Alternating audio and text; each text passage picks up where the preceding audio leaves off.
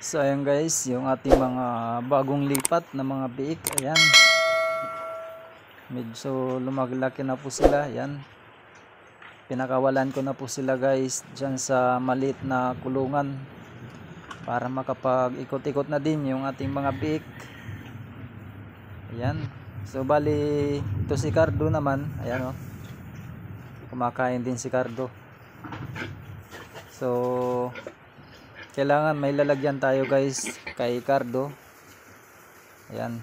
Hindi po nandun si Cardo guys sa kulungan na yan kasi mga patining po yung dapat nating ilagay dyan.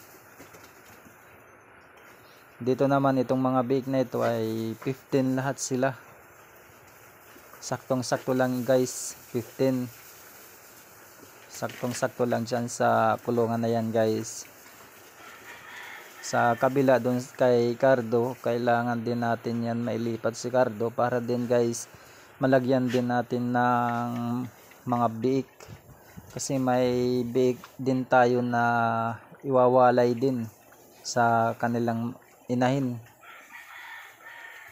Bali lahat itong biik na ito ay 55 lahat po ito sila guys.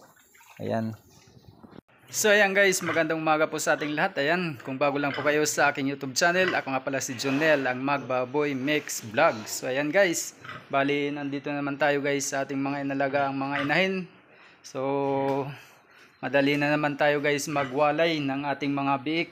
Ayan, papakita ko po sa inyo guys. Ayan oh, bali madali na po natin yan iwalay yung mga biik na yan.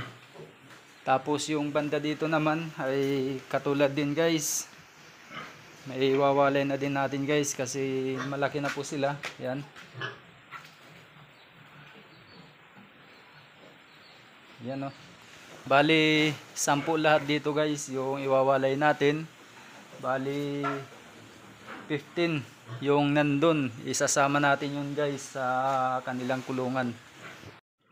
So ayan guys, bali tanghali po ay binigyan po natin guys ng pa-snack. Ayan. So may painuman lang tayo, drinking water po guys, para dyan na lang umiinom yung ating mga baboy. Ayan, uhaw na uhaw guys si Cardo. Ayan.